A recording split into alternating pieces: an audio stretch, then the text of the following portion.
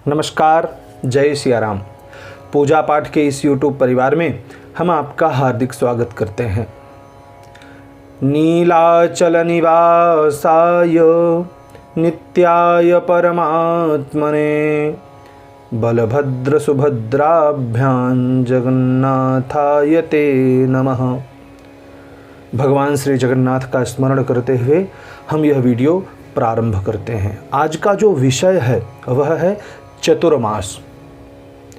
इस वीडियो में हम चतुर्मास के विषय में संपूर्ण जानकारी ग्रहण करेंगे। जैसे चतुर्मास व्रत क्या है, चतुर्मास व्रत कब से करें और कैसे करें, चतुर्मास व्रत का क्या फल प्राप्त होता है और चतुर्मास व्रत कौन कौन कर सकते हैं, अर्थात किन किन लोगों को चतुर्मास व्रत करना चाहिए। यह संपूर्ण जानकारी इस वीडियो में हम प्राप्त करेंगे।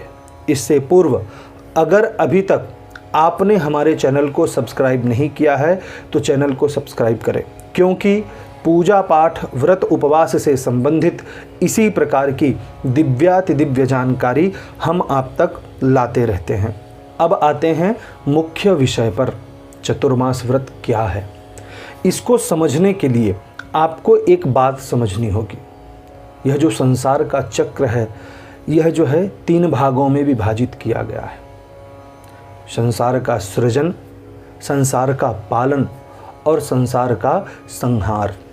यह तीनों कार्य जो हैं अलग अलग शक्तियों के द्वारा संपादित किए जाते हैं। जैसे सृजन का कार्य, इस संसार के सृजन का कार्य ब्रह्मा जी पर है। ब्रह्मा जी के द्वारा ही इस संसार का सृजन का कार्य संपूर्ण होता है। उनके द्वारा ही सृष्टि में उत्पत्ति का कार्य किया जाता है। अब आता है पालन का कार्य। तो पालन का कार्य भगवान श्रीहरि विष्णु करते हैं। इस संसार में सबको भोजन और जल की व्यवस्था करना, प्रकाश की व्यवस्था करना, जीवन की मूलभूत आवश्यकताओं को पूरा करने का कार्य जो है यह भगवान श्रीहरि पर है। इसीलिए हम उन्हें परम पिता कहते हैं, क्योंकि पालन करने का कार्य जितना सुचारू रूप से एक पिता कर सकता है उतना कोई भी नहीं कर सकता। भगवान श्रीहरि बिना किसी भेदभाव के हमारी आवश्यकताओं को पूरा करते हैं। तो पालन करने का कार्य किसका हुआ? भगवान श्रीहरि का। तत्पश्चात संहार करने का कार्य, यह भगवान शिव के अधीन है, काल के अधीन है, इसीलिए वो महाकाल कहलाते हैं। तो इस सृष्टि का कार्य हमने आपको बताया, संसार का चक्र आपको समझाया कि ब्रह्मा जी हैं सृजन करते हैं, भगवान श्रीहरि पालन करते हैं और संहार करते हैं महाकाल के स्वरूप में भगवान शिव।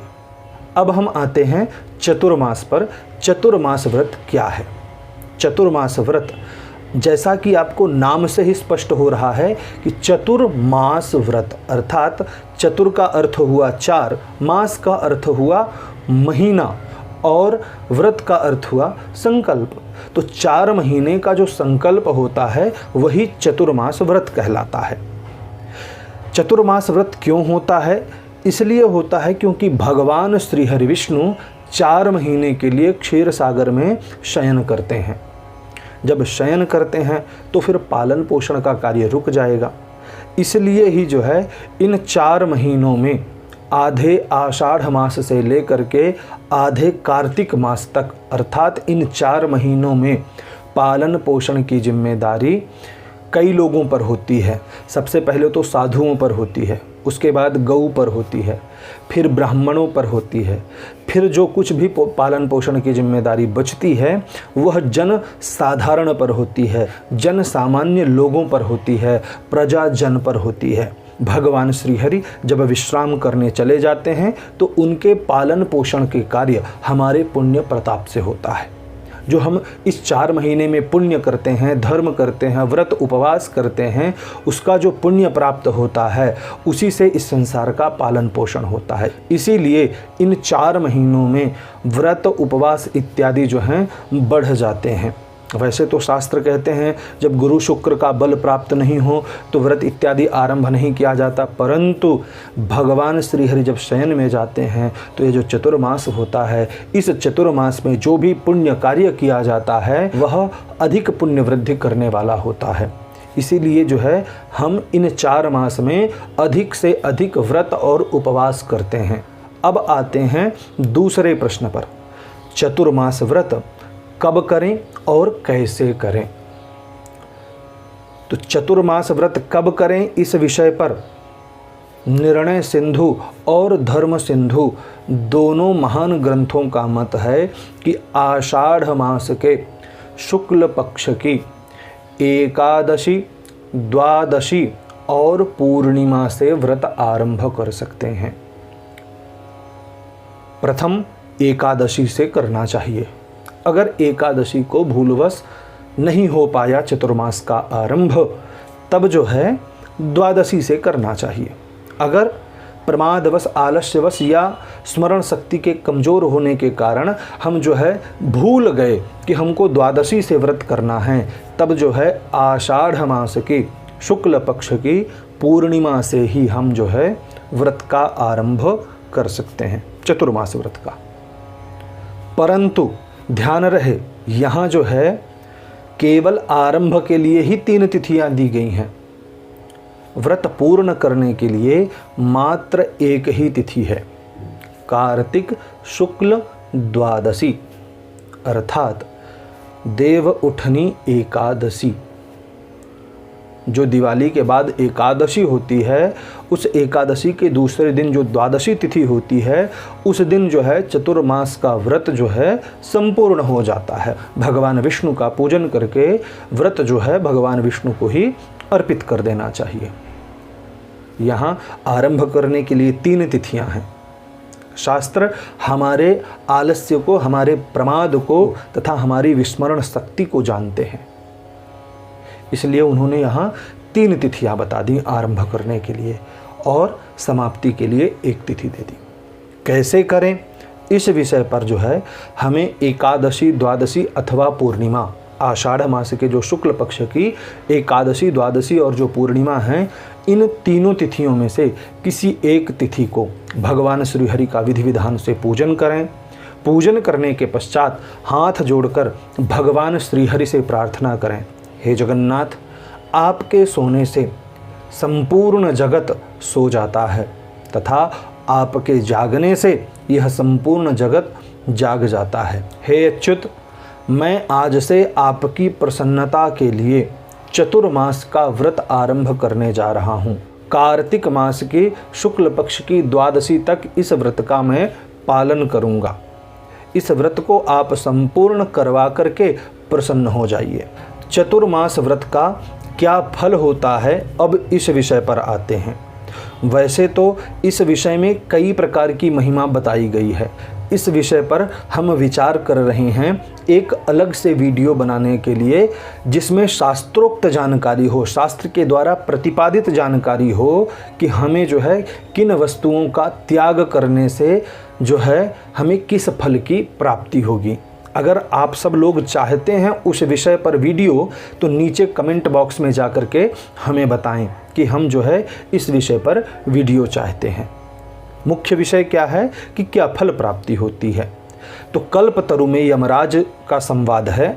वह कहते हैं कि जो भी मनुष्य आषाढ़ शुक्ल पक्ष एकादशी से लेकर के, अर्थात देवशयनी एकादशी से लेकर के देव उठनी एकादशी, अर्थात उसको हरि प्रबोधनी एकादशी भी कहा जाता है, तो देव उठनी एकादशी तक जो भी मनुष्य भगवान श्रीहरि का पूजन करता है, उसे जितने भी हिंसा आदि दोष लगे हुए हैं, ब्रह्म हत्या आदि दोष लगे हुए हैं, वह मनुष्य उन सब दोषों से मुक्त हो जाता है।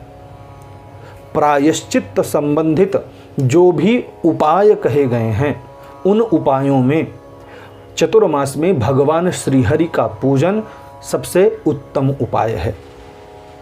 किसी भी प्रकार की हिंसा आदि का अगर आप प्रायश्चित करना चाहते हैं तो इन 4 महीनों में कठोर तप करके, अर्थात किसी न किसी वस्तु का त्याग करके, किसी नियम को ग्रहण करके जो है आप हिंसा आदि दोषों से मुक्त हो सकते हैं। निर्णय सिंधु तो यह भी कहता है कि हर मनुष्य को चाहिए कि इन 4 महीनों में अर्थात इस चतुर्मास में हर मनुष्य किसी न किसी प्रकार के व्रत का आचरण अवश्य करे।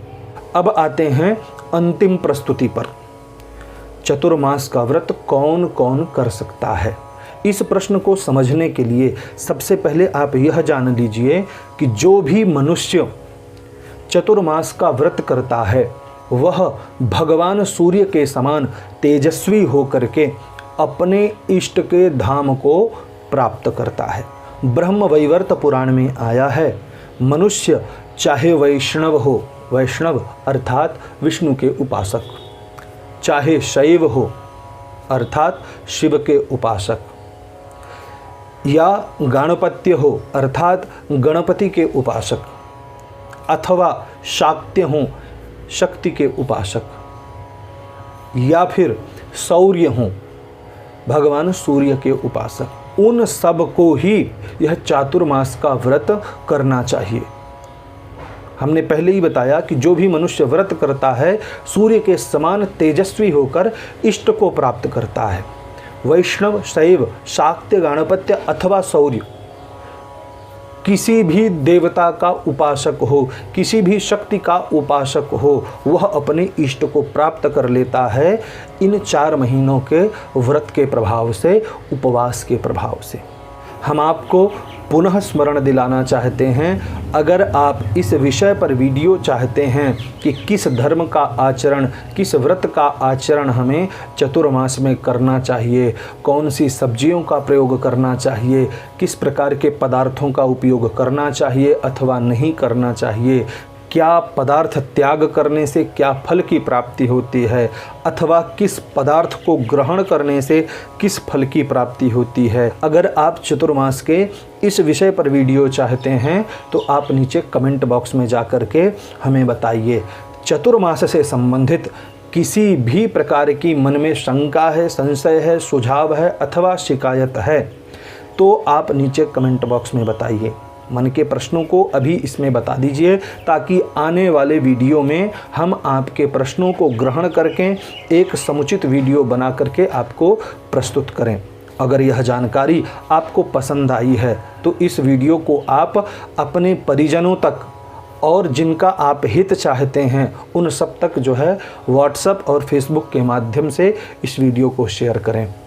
इस वीडियो को देखने के लिए आपका बहुत बहुत धन्यवाद।